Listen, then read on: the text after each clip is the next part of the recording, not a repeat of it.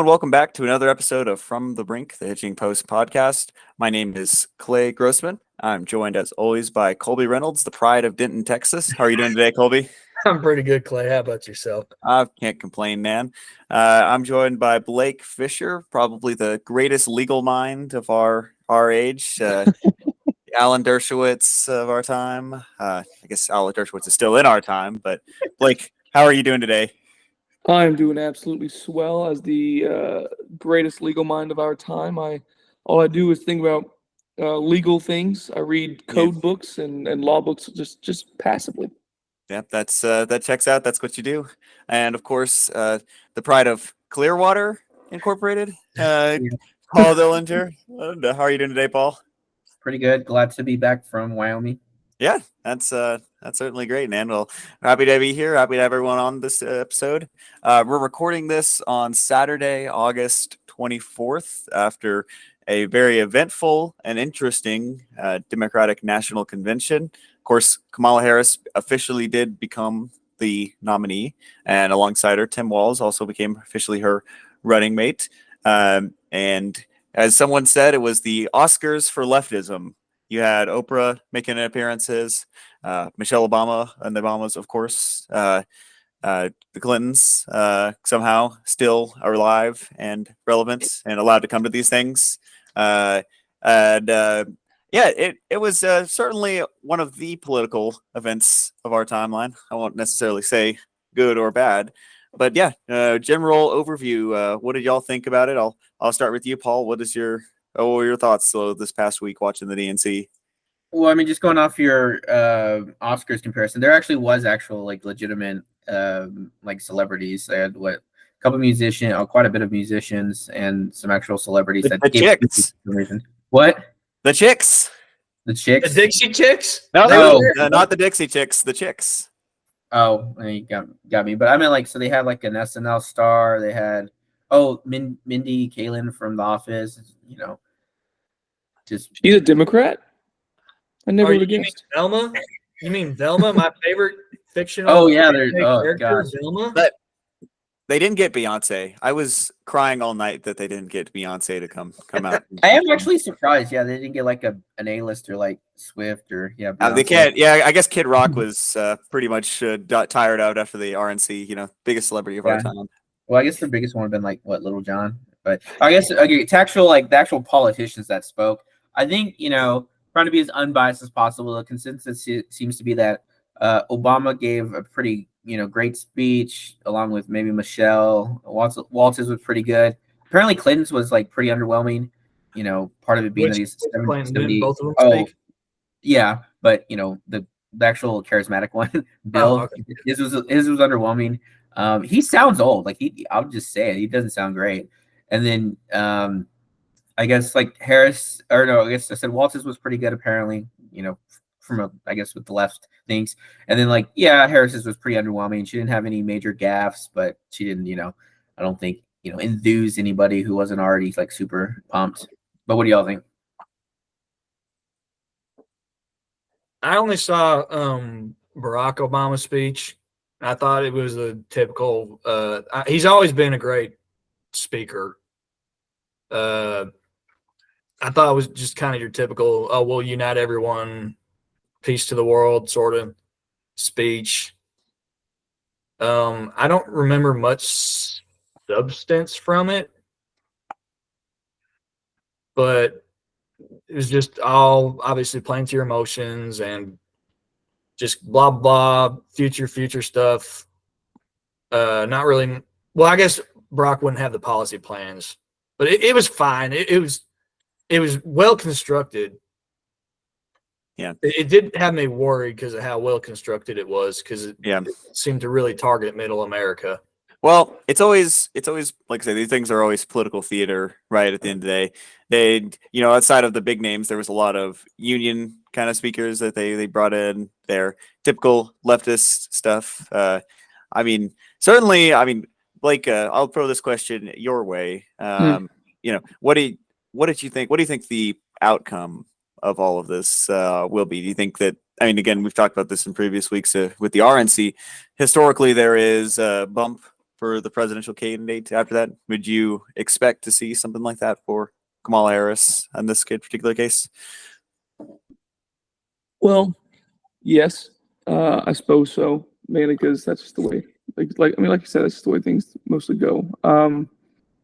I think the DNC. I didn't watch much of it. I mean, and by much of it, I mean I probably saw a couple clips here and there. I found it to be totally uninteresting. It would just ended up being a giant circle jerk, which is what they always are. These DNC and RNCs, right? Everyone just talking about how great this one person or this group of people are, and rah kick him in the knee. And I found it to be wholly uninteresting, unenthused. There was a few things in there that could be considered racist if it was okay, if it was not okay to be racist against white people, but of course it is, so therefore it's not racism. Which again, big surprise there. So I found the DNC to be a giant. Everyone that didn't want Joe Biden now pretends that he's just been the big surprise again. They've been doing this his entire presidency, pretending that he's just the greatest president of all time. He's actually solved all America's problems. And the ones that we still have are still remnants. Are still remnants from Trump's presidency, and Biden has had no issues at all. He's been a perfect king of a president. So, and the only reason he's not running again is because it's just time for Kamala Harris, which I also think is just a strange message after everyone knows that it's purely his mental status, and that no one else could run if not for Kamala that really would have any pull. I will say it's a weird dichotomy that they are trying to make. They have, on one hand, I think someone said this week that Joe Biden was the greatest president of our ever, and meanwhile, the message is we also have to change completely everything from the Kamala Harris ticket, and that we're gonna bring so much change, so much lasting change. Well, if you're running as a successor to the greatest president in history, why would you need to change anything? It doesn't make any sense. I think that's a good segue into this. I think I would like to go night by night on this. Night one, of course, was the Joe Biden night. A lot of commentary was made by them shuffling him to the very back of the speech there. But yeah, he only spoke for a few minutes. It was obviously not a super noteworthy thing. But in terms of the send off for Joe Biden, what do you make of that, Paul? Yeah, I mean, I think, kind of like Blake said, they're definitely trying to memory hole Biden. I will say something kind of unique. Like, I think Biden was told that this whole convention was going to be, Joe Biden week. This was going to be his reward for stepping down and letting somebody with a better chance of winning. And, other than the first day, and I would say a pretty good, kind of speech from Obama, nobody really talked about him. Biden, did all the things like, oh, he's such an honorable person, he's Cincinnati's. But yeah, everybody else wanted to act like Trump's still president and Kamala's the hope and change candidate, which, yeah, like y'all said, it's kind of weird given that, Biden's currently the president in office. So, that doing the hope and change thing kind of doesn't work. Right. Well, I want to hop in there real quick. And Paul, I want to applaud you with a Cincinnati's joke reference. Very beautiful. That was amazing. It's because I'm taking con law right now. We were just discussing about George Washington and his hopes and dreams to be literally the American Cincinnati. Was Cincinnati the founder of Cincinnati? I'm sorry. Yes, 100%. Yeah. No, he was a Roman emperor. Yeah, if I remember correctly. Big Bengals fan. That is actually not correct. He was he was what? He was a general. He wasn't an emperor. I thought you said a Jew. I was like, whoa, Paul. No, he was a general. You're right. He was a general that brought Rome back from a brink of. Yeah, this was the Republic days. So back in the day, they would actually elect people dictator. Like it wasn't a pejorative, and you were expected to once you had relinquish power. Once we exactly. And the story is he went back to his farm to just be a farmer and stayed away from political power after he solved so he brought Rome back from a brink of dismay or destruction, or it was from war, and they were like, you did such a good job. And he was like, yeah, I know, peace. They're like, do you want to stay in the army? He goes, not really, and just goes straight back to his farm and just farm for the rest of his life. And George Washington tried to do the exact same thing after the Revolutionary War. So what I'm hearing is what I'm hearing is Cincinnatus. You can't see me, but Cincinnatus. And then above that, George Washington, and then above that, Joe Biden. Clearly, the most honorable. He's going to instead of a farm, he's going to a beach in Hoboken. That's he's going to a farm. It's one of those butterfly farms to send dogs to. But no, one day they're going to change the compliment from Cincinnatus to Biden. In like 50 years, they're like, this guy's a real Biden, and it just means that he stepped down from power because he's such a great guy. Yeah. No, yeah, Paul, good job, man. You know, your intelligence knows no bounds. Yeah. Thank you. Well, speaking of intelligence, Colby, what did you think of the Biden step down and his send off there? I didn't watch much of his speech, if I'm going to be honest, but well, thank you for the compliment. First off, I should have led with that, but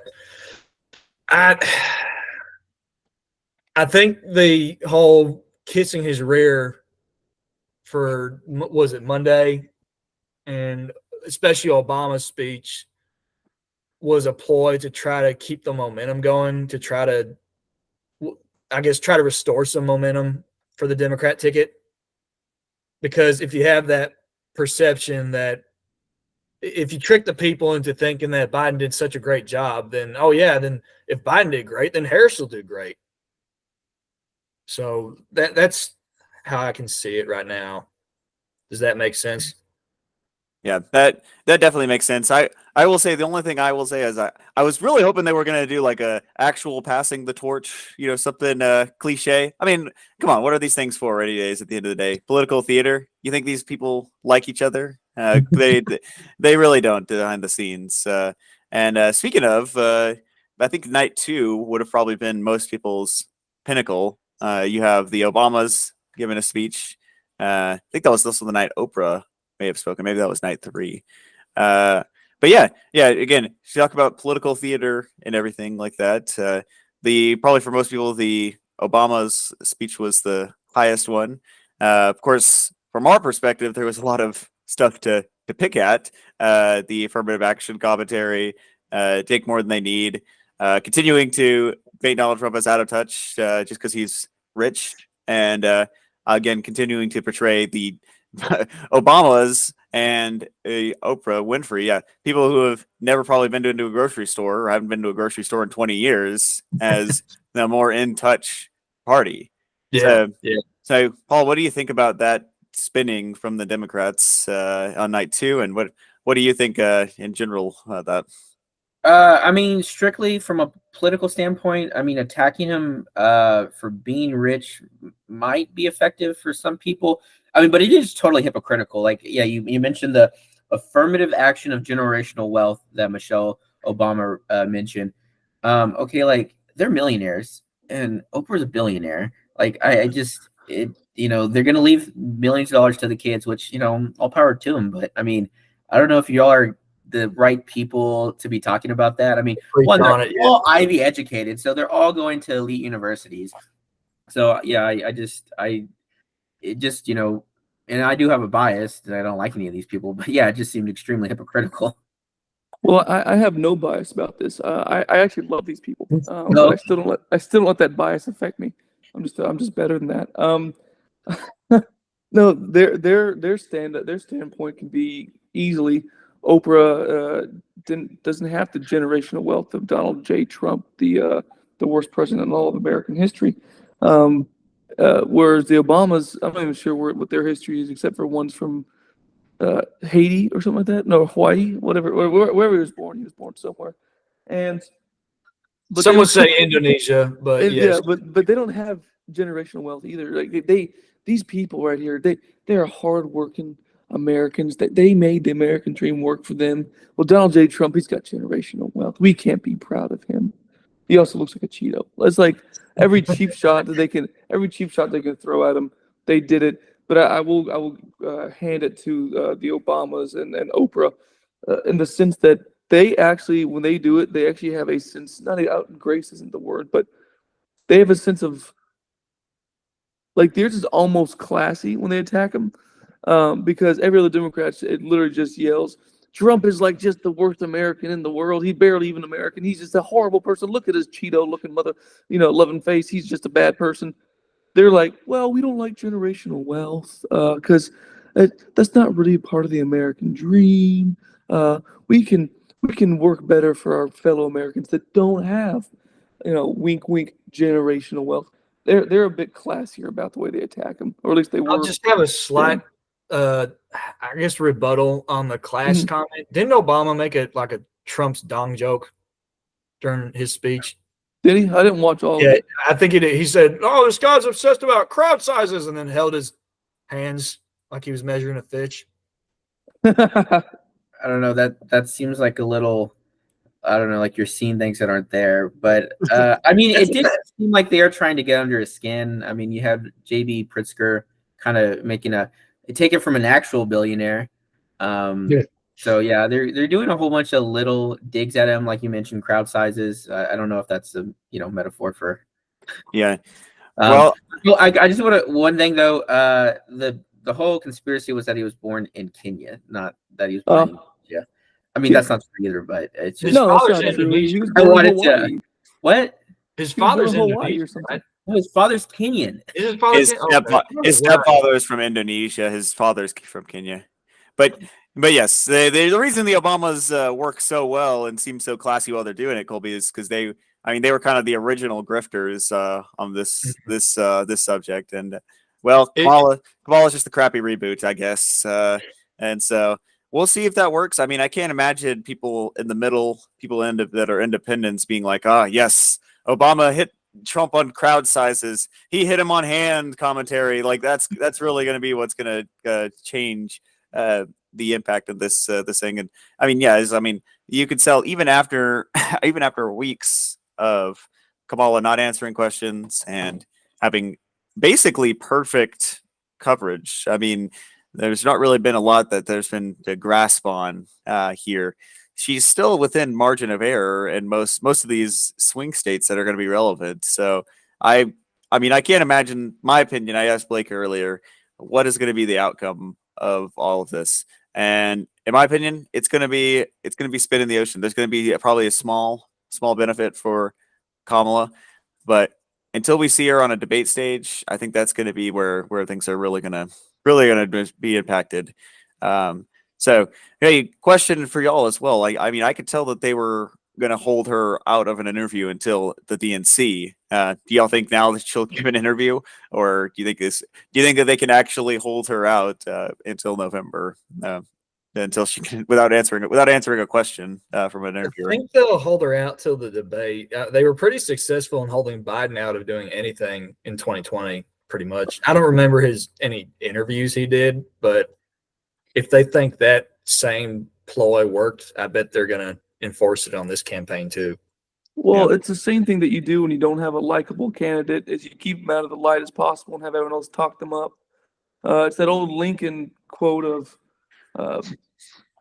better to not speak and be thought an idiot than to speak and be known as one. That's kind of what they did with Biden his entire presidency and his campaign, and I'm sure that's what they're going to do with Kamala now as well. But I do think they're going to have her go on to a couple of interviews, just 2 or 3, whatever it is, with some certain pre-selected, pre-question selected interviews, so that it does hype her up a little bit.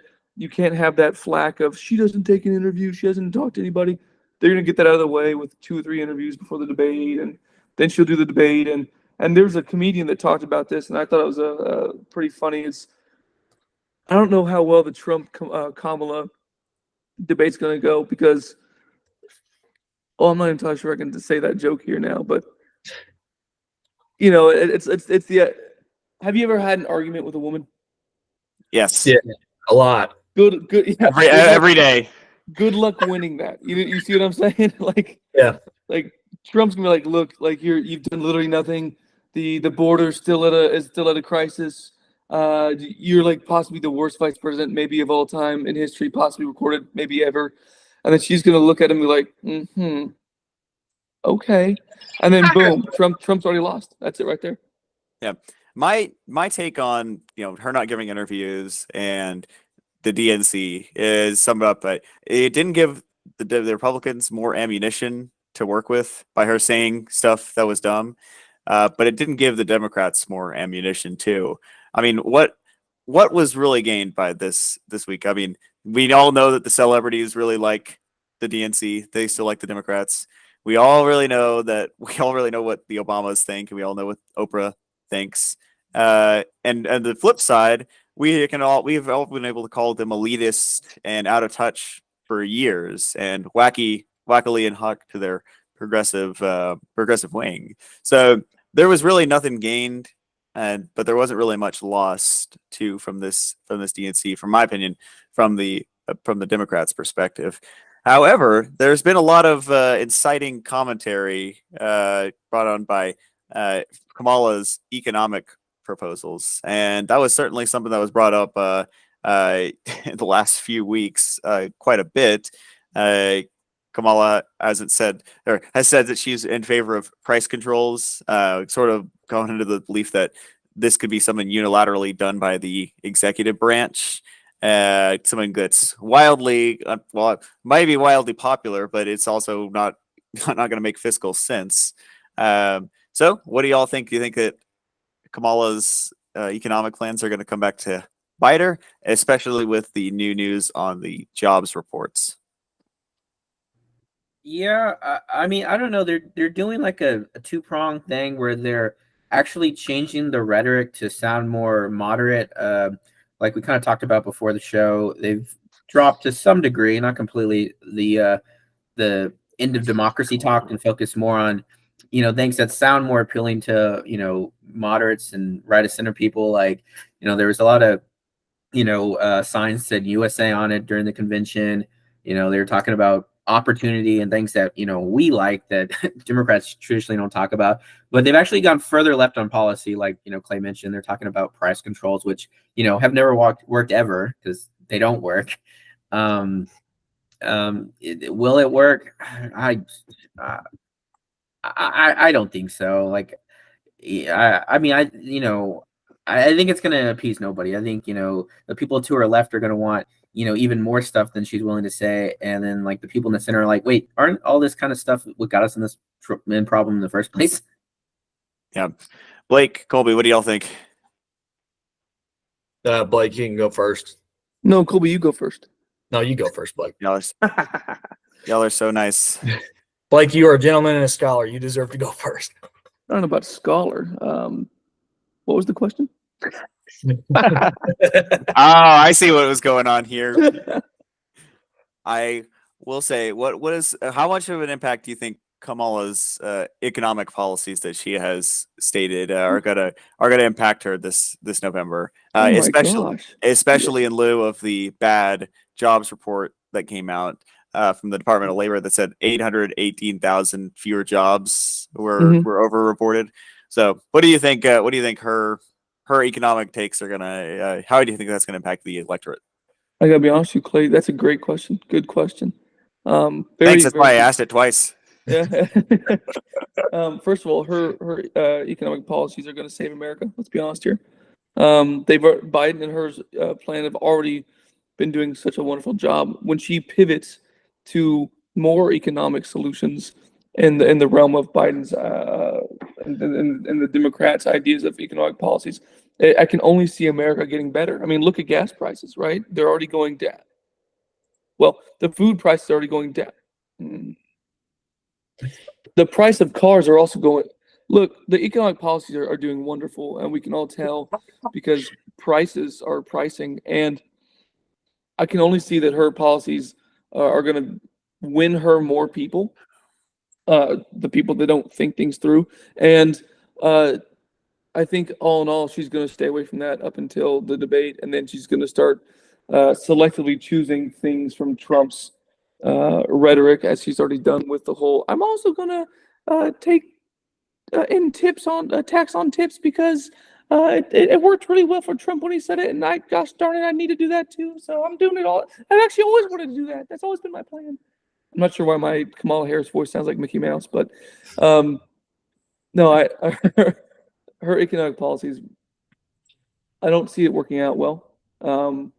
it will bring people over to her side that are already on her side. They'll just be more entrenched in what she thinks and being on her side. Those in the middle, the neutral, the independents will. I don't see that being what sways them to her side. That's the best I got right there. Colby, what do you think, man? I think it's going to be forgotten come November or early voting by a good chunk of people, unless the reports just keep getting worse and worse consistently. I'm curious if all these other months where they gave the statistics on job growth, if those are even accurate. Because what was it, 800,000 jobs they overestimated? Yeah, that's pretty insane. big oversight. Yeah, that's just a rounding number. I think June's was only like a 180,000 job growth or something like that. It was reported as a slow month, June or July. I can't remember. But 800,000, that's crazy. But I think it is going to be forgotten. I think the media is going to memory hole it. I think they're going to memory hole like the Trump assassination, and they've already started doing that pretty effectively. Wait, what? Yeah, see? Yeah, Trump got shot. Did you know that? That's not true. I watched CNN the other day. They said it was a hoax. It wasn't even a real bullet. It was like a butterfly. And we haven't seen anything on that note. We haven't seen anything on the investigation of the shooting in months. Last I saw was body cam footage, I think a month ago. Not months, excuse me. It's only been a little over a month since it happened, but weeks then. Wow. I think this job, the economic policies, I'm not really exactly sure what she stated. I'm sure Neither there's is she. about Medicaid, Medicare, some Social Security rhetoric. I agree. The jobs article will hurt her, but come November, I think that the first debate and other debates that happen, and probably the October surprise will have more an effect on the voters. Yeah. Well, I will say, it does speak to something I've been thinking about, and other people have said this as well. I do think they would have been smarter to have dumped Kamala altogether from the ticket. Even putting someone like Michelle Obama or someone like that. I know that's the phantom idea there, but you could really run if you wanted to run Obama in 2008 as a campaign, you should have gone someone that was not on or tied to the previous administration and could not be tied down to these bad job numbers. So it's really interesting. It opened them up to new lines of attack. Of course, the real fresh face, ironically, is Tim Walz now on the political scene here. And he gave his speech on night 3 of the convention, talked about Vance going to Yale as an elitist. Tim, great job. You taught a class of 30 people and none of them went to Yale. That's a great. That must make you feel real great there. But amongst other things, I think that a lot of people were touched by his son there. That was what a lot of the media commentary was. But hitting on a lot of things that were mentioned in the DNC to begin with is that the idea of freedom is abortion, and Kamala said the idea of freedom was gun control. So honestly, from our perspective, very, very lackluster. A lot of opening lines for attack. But Paul, what did you think of Tim Walz's speech on night 3? Yeah, I mean, I think if there's going to be any word for the DNC, it would be hypocrisy. I mean, we mentioned the thing about 2 billionaires talking about wealth inequality and generational wealth, but yeah, Walt's talking about freedom. Their idea of freedom is, you can snitch on your neighbors for violating, stay-at-home orders during COVID, and we're going to take away your guns, and you have a right to kill the unborn child. That's just not a traditional idea of freedom, I would say. Yeah. What are you talking about? That's exactly what the founders were thinking when they drafted the Constitution, Paul. Hey, actually, though, I do kind of want to go back kind of to the jobs number we mentioned earlier. I mean, this isn't a new thing when people think that there's some funny business going on with the jobs numbers before an election. I mean, I remember 2012, unemployment finally got below 8%, and people were kind of skeptical of that. It isn't that odd though to revise numbers upward or downward. It's just kind of getting better information. But the really funny thing about this was it comes from the Bureau of Labor Statistics. They asked Biden's Secretary of Commerce about Trump's attack on this issue, and her response was like, "Well, I don't believe anything Trump says." And the the person interviewing her says, "Well, I mean, it is true. It does come from the Bureau of Labor Statistics." And it's like, "Well, I don't know about them. I don't know anything about them." I was like, "You're in charge of the department, in charge of the Bureau of Labor Statistics. What do you mean you don't know about them? That's your job." That's insane. That's crazy. Yeah, and I will say, Paul, I mean, some of these months, I know that it is a common thing to correct these things, but it was a 20% error in some of those months. I don't know how you can miss it by 20% over reporting. So it's definitely fascinating. They just accidentally added an extra zero in the Excel spreadsheet. That's all it was. Blame the intern there, but yeah. And getting back to Walls and closing out the DNC. I mean, what do y'all think? Tim Walls, this was really his opener as a national in front of a national audience. I think something like 20 million people watched the DNC.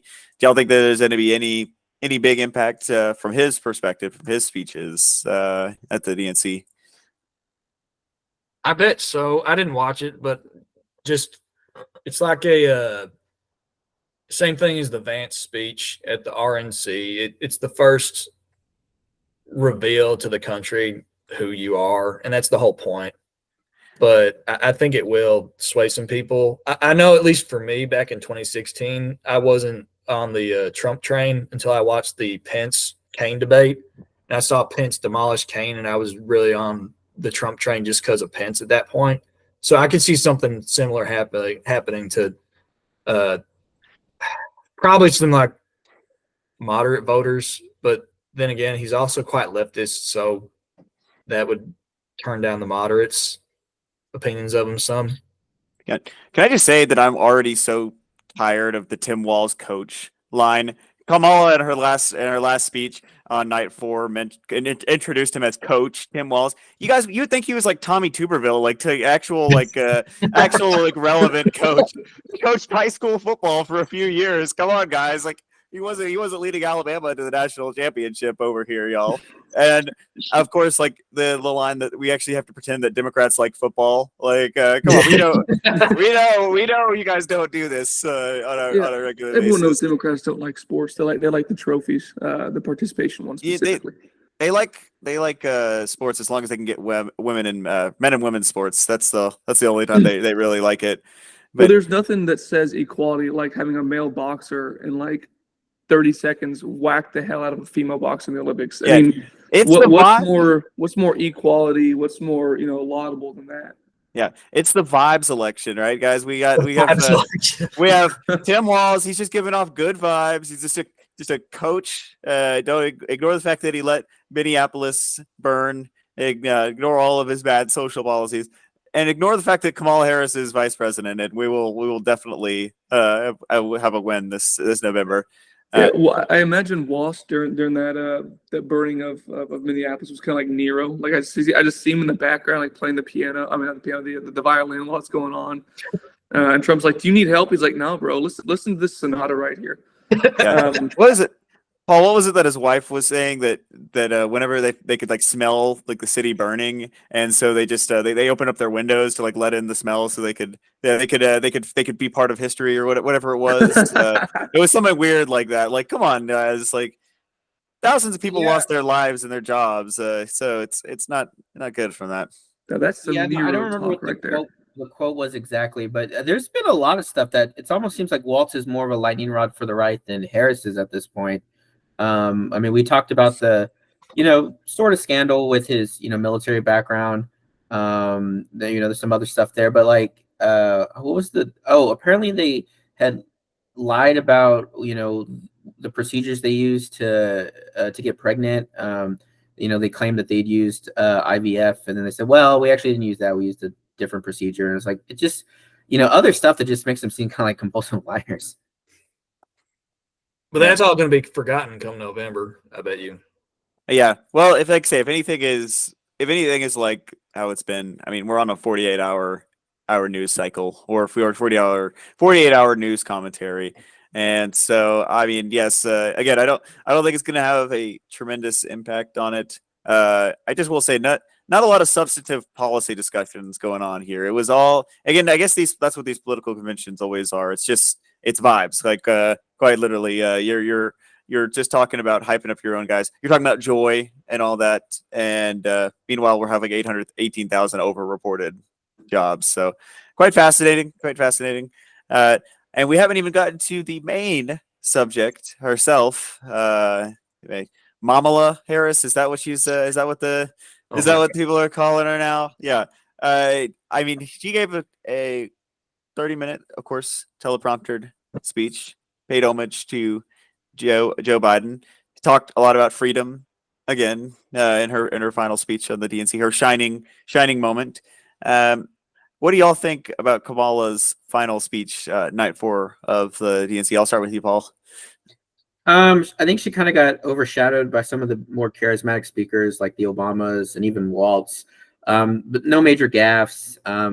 Apparently, they want everybody to know that she used to work in McDonald's, which, I guess could make her more relatable to some people. I mean, but this is like, we're talking about a child of 2, college professors. So this, comes from a fairly elite family. I don't know if it's going to play that, she's, comes from, rags to riches story. So I don't know. Yeah. Kamala is not if you listen to her story in life, it's not the story of someone that has struggled, has been desperate for most of their life. So, Colby, what do you think? Kamala Harris, is this image that she's trying to cultivate? Is that something that's going to work this November, or is it something that's going to kind of be seen as a farce by most people? I have too much faith in the media's ability to mask everything, so I think it will work. Unfortunately, I think that if they push it enough, I think you got a similar situation to the 2008 Obama campaign of a very identity politic heavy race. Because in 2008, it was, we get to elect the first black president if I vote for Obama. This will be, we get to vote for the first black woman president. Now, given they had the chance to vote for Clinton in 2016 to be the first woman president, she lost. So I don't know, this may not work, but her being black, Indian, whatever, and a woman is definitely going to help her on the identity thing. And I think they're going to heavily lean into that like they did in 2008. Blake, what do you think, man? I agree with the Colbster over here. I didn't watch her last night's speech. Again, I kind of thought it'd be useless to just hear them all talk about the same stuff they've been talking about the 3 or 4 days, nights before. So, but I agree with Colby's thought process on the identity politics, and I do think that the difference between her and Clinton, well, a couple of differences are that, one, no one likes Hillary Clinton. I mean, you can pretend as much as you want that first female president, which is literally all she had to run on, and it wasn't enough because she was not a likable person, and there's too much baggage with her already, with her husband William Clinton, as well as her Benghazi hiccup, just a small little accent, sorry. And then you have, but with Kamala, unfortunately, she doesn't have that much baggage. She was a vice president of the greatest president of all time. And her past, they do a great job of, whenever anyone brings it up, of just batting it down. Well, that was, she was a great prosecutor. She put a lot of black people in jail for the smallest crime of marijuana. Well, that was the law at the time. She was just really upholding the law, and she's a real lawful person. Okay, cool. You can go with that, I guess. And everyone knows that's not what it was, but that's fine. She just wanted to get her crime numbers up so she looked like a great prosecutor, but whatever. And then you also have the fact that she is the first Indian president, first Indian woman president. Oh, wait, no, that was something she talked about like 8 years ago. And about 5 years ago, she became the first black, wants to become the first black woman president. And then she became, the first black woman vice president. So she's breaking ceilings already, guys. Go her, go us, go America for that matter. And so they're going to run her fully on the whole she's the first half black, half Indian female president that we'll ever have, and that's a glass ceiling that women just need to know they can be able to break, because they don't know that women can be presidents already. That's unheard of. So they're going to run on that, and the fact that she was the vice president of the greatest president of all time, and that will, because she don't have the baggage of Clinton, and she's a minority, and she's a female, which I guess is technically another minority question mark. They're going to run on that and push down everything else. Yes, Mr. Paul.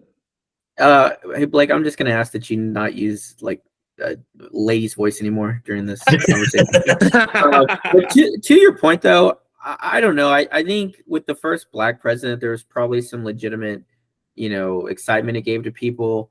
I'm not to say that there aren't like women excited about Harris, but it's just the people that really care about electing the first female, the first, black, the first Indian.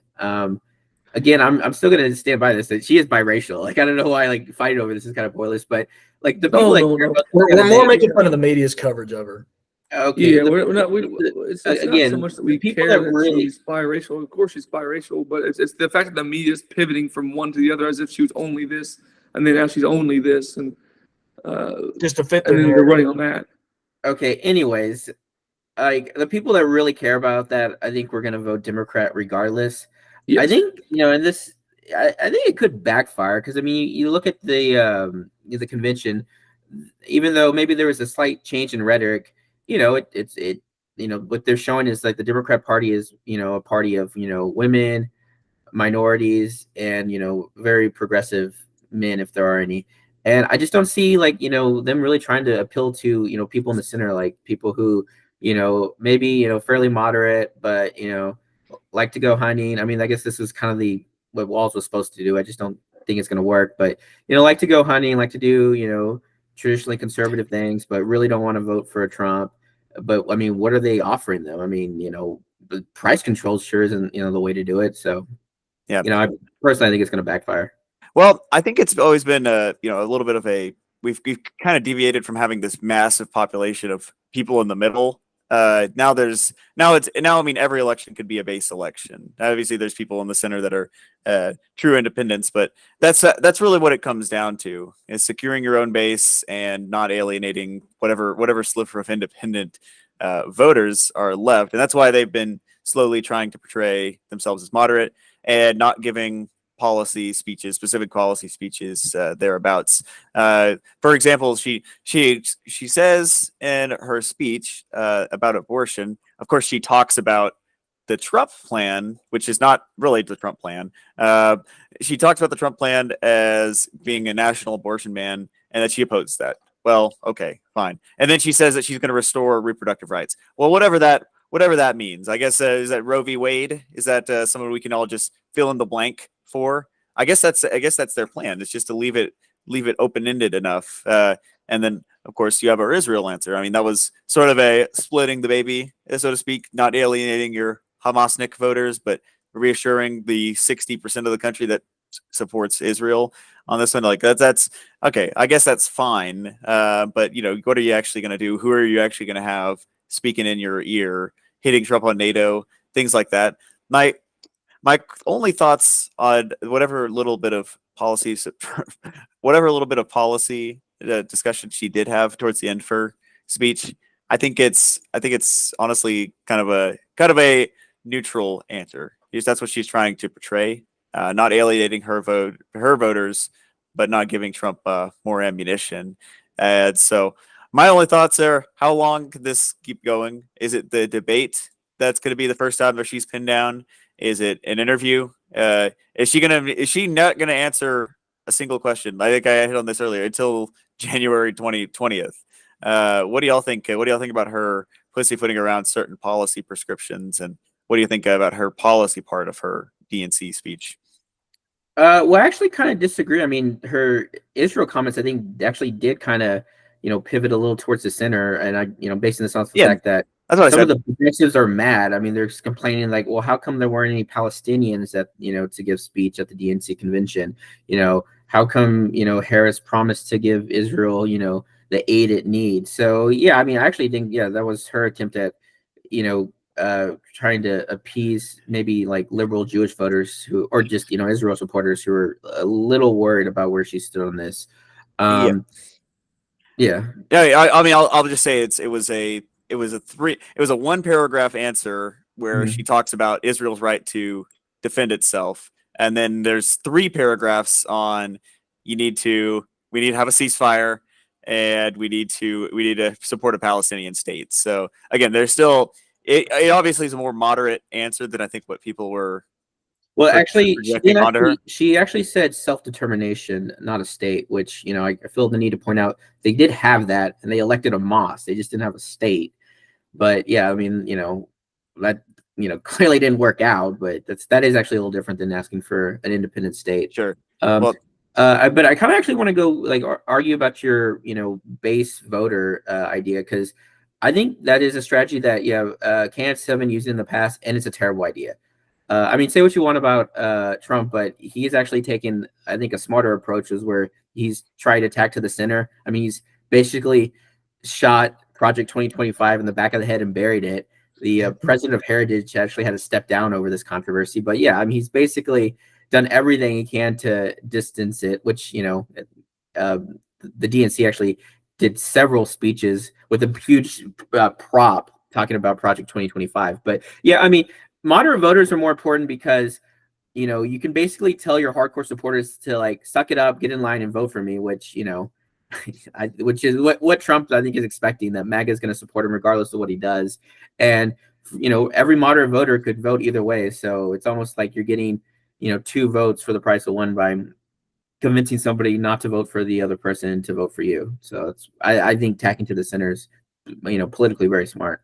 So it is politically very smart, but it's worth pointing out how moderates are such a small percentage of the undecided voters. Like it's not as big of a population as it was, say, 20 years ago, where you would run hard in your primary and then you would swivel to the middle here. I think it certainly is still a politically smart strategy, and I think both sides are trying to do it in their own way. Kamala is just running as an empty suit, and Trump, you're right, Paul, has to his credit become more of a moderate in this election. But I don't think it's as big of a deal as people have made it out to be. That's the only thing I will say. I think people will come home, and if there's any commentary I say on this election, is that it is with as many climactic events as we have had in the last 6 weeks, and it hasn't had any discernible impact. I mean, if you'd asked me before the Biden Trump debate, I would have said lean Biden. And if you ask me after the DNC, I'm still going to say lean Harris. Like, in spite of everything that's gone on the last few weeks, and that is why I'm trying to say that was my commentary on the moderate point of view. But I'm sorry, I wasn't trying to get too into the weaves on that particular issue. Colby, Blake, do y'all have any 2 cents on the final night of the DNC, and specifically what Kamala said in regards to policy? I didn't watch it, but I did read on the her Israel commentary, and that's definitely a huge shift to the center. I think it's quite considerable from her, given her stance on most everything prior to this. I don't remember her past rhetoric on the Israel-Hamas war, but her track record of Black Lives Matter and all this other stuff, it's definitely kind of surprising to see her acknowledge, I guess, give a bone to both Israel and Palestinians in Texas. Yeah. Palestine's Texas, Palestine, Middle East. Yeah. Well, Blake, do you have anything you want to add on the final night of the DNC? Yes. Go Kamala Harris. Let's all remember to vote. Our hearts and our conscience, which always will point us to Kamala Harris. No, I didn't watch last night at all, so I have no comments on the Harris stuff. Was that Thursday? The final night was Thursday, yes. Okay, yeah, I was there's a friend who I met over War Thunder like 8-10 years ago who flew into Texas for the first time, and I was over visiting him. Nice. Yeah, well, I was busy having fun, so yeah. Yeah. What do you mean? You mean tell me this wasn't fun? to scroll through Twitter and watch through the memes and listen to the DNC. I mean, I would have rather. Well, I tell you, I take it back. I didn't watch it live. I was watching Donald Trump Jr. speak in Lubbock, so that was what I had going on Thursday night.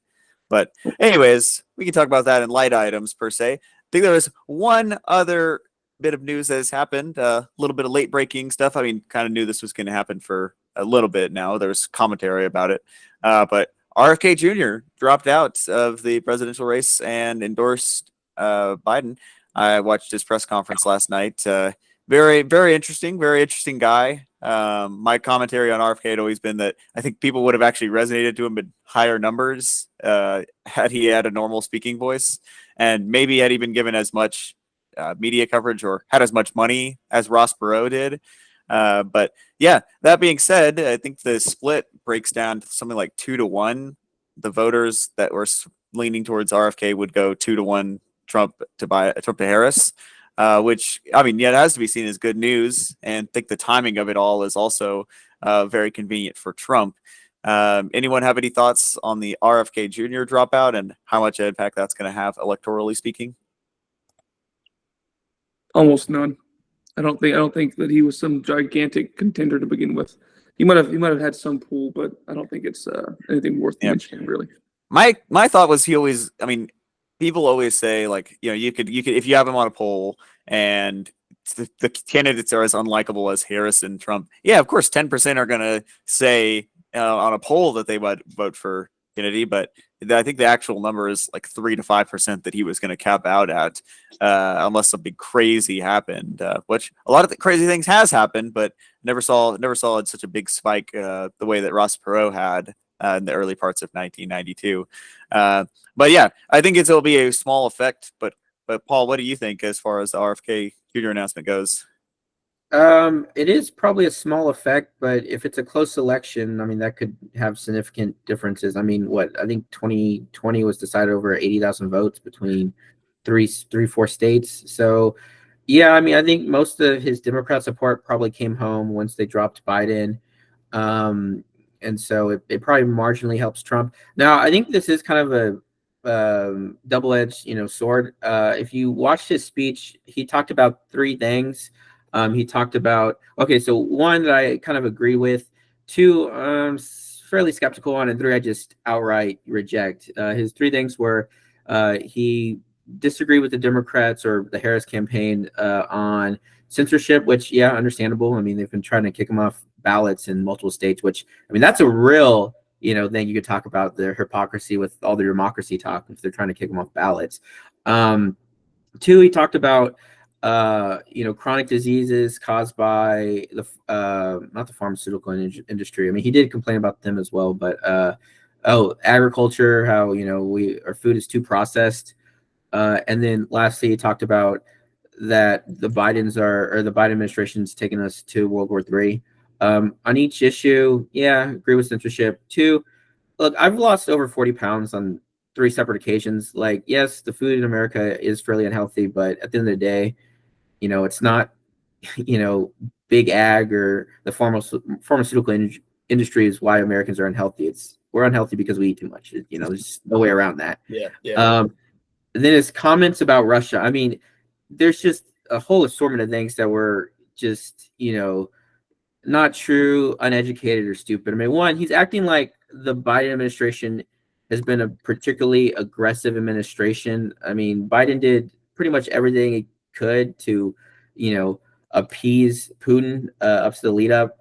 He got rid of Trump's sanctions on Nord Stream 2, allowing the Germans to continue building a pipeline to import Russian gas. He suspended arms sales to Ukraine right before invaded. So the idea that like Putin was forced into this, I mean, it's nonsense. I mean, he said like he said like that there was a treaty on the table, and the U.S. told Boris Johnson to get Zelensky not to agree to that. I mean, that's not supported by any fact other than conspiracy theorists on the internet. I mean, we have no reason to believe that's true. He said that the U.S.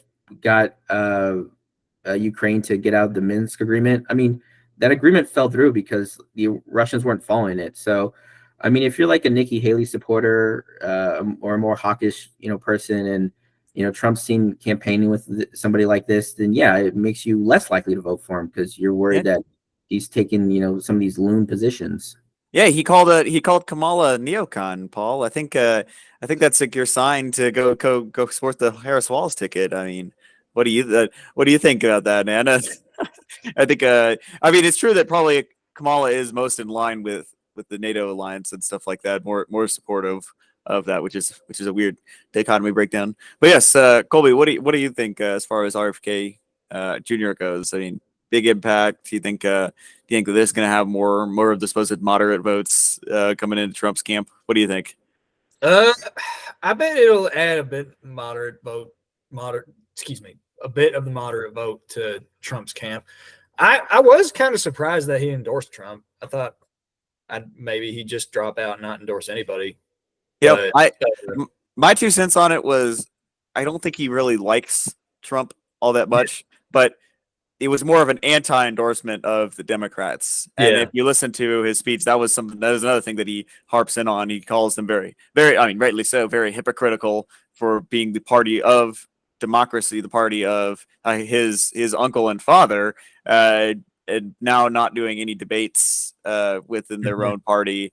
That was the 2 cents I got from him. He said he did like Trump on some issues, but for the most part, I think it was more of the Democrats are very corrupt and have attacked me very personally. They accused me of eating a dog, and so the media complex did. So yeah, that was more my takeaway from it. It was less pro Trump and more anti-Democrat. So I think that's a good analysis of it. Right, rightly so.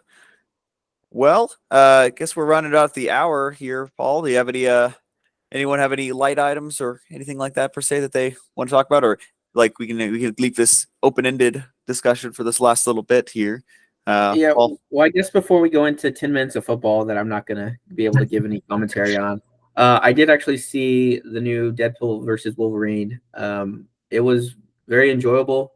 I would say after a couple years of subpar Disney Marvel movies, this one was definitely knocked it out of the park. It was very, very meta, which kind of turns some people off. But yeah, I mean, it took a lot of hits at Disney. I mean, they even kind of mentioned Deadpool is mentioning when he brings Wolverine into like his universe. He's like, "Oh yeah, welcome to the Marvel Cinematic Universe. By the way, you're starting at kind of a low point." I didn't see the movie. I heard it was just kind of average, but some people enjoyed it. Some people I mainly heard average, but I'm glad to hear that perspective of it. And that joke's pretty good. Nice. Blake, have you been traveling lately? Is that what you had going on, or what's going on with you, man? Or you're just starting law school, right? That's what happened this week. Yeah. This past week was the new semester, start of the new semester. I'm taking all these fun classes that involve lots of reading, a lot of reading. The Deadpool Wolverine movie was a lot of fun. I did like all the meta jokes as well, Paul. I think overall it was a good fun movie. I don't know how much it brings to the MCU other than just a fun movie. I did see a theory that because they brought huge jacked man back to play Wolverine, that and now that he's permanently part of the universe 10005, whatever it is, that this is the starting point for them to begin with Secret Wars, and that's what Robert Downey Jr.'s Dr. Doom is going to play a big part in. That is bringing all these worlds and heroes together to fight on I think it's Battle World or War World. I think it's Battle World. And then that's how they're going to bring the X-Men and Deadpool from universe 10005, whatever it is, to Earth 16616 or whatever we are, whatever the MCU is, I mean. And with Secret Wars and all them fighting against each other, then they're going to bring them all into 616 against Dr. Doom, and that's how they're going to bring them all back together and explain why we don't have mutants and ours is for whatever reason. So the movie does allude to something like that to help them bring all that into Earth 616, as we saw Deadpool travel to 616 to join the Avengers and then got roasted after he talked about masturbating. But other than that, it was just a fun movie. Nice. Colby, what's going on in your world, man? Well, I don't know. I have that friend from Virginia. He's from DC, Loudoun County, actually. He's visiting. His dad used to work for NORAD and contracted at the Pentagon. So this dude, he's got some friends in high places. He's actually met quite a few uppers in the security sector of the federal government. So he's here visiting Texas for the first time. That's what I've been doing this week. I'm trying to study for a ham radio license test so I can go storm chase. Nice. This isn't a result of Twisters. This is just I've wanted to do this for years. Yeah, I just never had the chance. Yeah, that's pretty cool, man. Yeah, I will spare my commentary on football, Paul, for this week. Mostly because it's week 0 and there's not really that many interesting games going on. But already watching the start of the first game. I was checking the box score. I made a promise not to watch it during the game, and there is only it's only been one touchdown so far, so hadn't missed too much. But yes, as I said earlier, I got to witness Donald Trump Jr. come to Lubbock. What was that about? Well, they paid him a lot of money to come out for a fundraiser. I won't tell you the exact number because I do know it. But anyone want to take a stab at the bill figure? What do you guys think it would cost to get someone like Don Jr. out? Just out of curiosity, $100,000, Colby. Yeah. Lubbock GOP funded it. Lubbock area Republican women did. Oh, the Republican women did? Okay.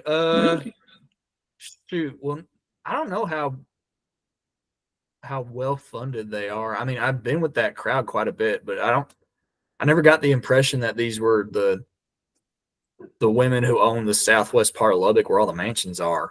I don't know. Say probably 150,000. 150,000? Yeah. Blake? I don't even know how to quantify that after Colby was just bragging about how he hangs out with the women all the time. It was somewhere in between Paul and Colby's answer. That's all I will say. But yeah, and they did 3x their value on that one. So that was on ticket sales and stuff. So wow. I mean, where did they hold it? That's Civic Center. There's like 300 people cool. there. I was within 50 yards, maybe 50 feet of Don Jr. So that was nice. You had some Trump quality beef tenderloin that was served. So that was very nice. But was it from the Trump Steak Company? I mean, that would have been great, but it was probably some local caterer, really smoky, really nice. But for a swanky event, probably the swankiest political event that's happened in Lubbock in a long time, you would hope that they would have an open bar, but nope, still $8 for a drink. So that's not great. But yeah, can't complain about that. It was very fun. Don Jr.'s great and a lot more focused than his father in political speeches. So that was nice. But yeah, I think that was all I had as far as light items go. We'll chime in next week for a bonus episode of a 30-minute Admiral Thrawn discussion. But so stay tuned for that one. I will say on Star Wars, what Andor season 2 got leaked, part of it, and I've stayed away from looking at it, but it's getting me excited for that. I know that director Krennic from Rogue One's coming back. Good. Andor was like one of the few good shows they had. I'm very excited to have heard that they canceled season 2 of The Acolyte. So that is news. You're right. Yeah, that just happened like a day or two ago. Yeah. So it should have ended before it started, but I'm glad they at least came to their senses and didn't spend another useless amount of money on the strangest plot ever, which could have been super cool, or at least it was a cool plot, but they didn't execute it very well. Yeah, you know what I've been saying for, as far as Andor goes for the longest time. The show's strength really lies in its character development and political commentary. Cassian Andor, portrayed by Diego Luna, is depicted with remarkable depth, offering a raw and realistic view of the personal and moral dilemmas faced by those who fight against oppressive regimes. So I was thinking about that for a little while, but. Wow, You know, Clay, you what could a- be a what a comment. You could be beautiful- a critic. Oh yeah, and as far as the Acolyte goes, season 1 introduced audiences into a darker, more nuanced portrayal of the Sith and their princesses, emphasizing the intrigue and the internal conflicts within the dark side's ranks. But it's sad, and frankly, was that the one that was made by Kathleen Kennedy or whatever her name is? No, the Acolyte was made by Leslie Headland. Yeah. See, there was a lot of opportunities there. They could have definitely expanded on the themes of power, corruption, and seductive nature of the dark side. But honestly, probably for the best that it did not go through.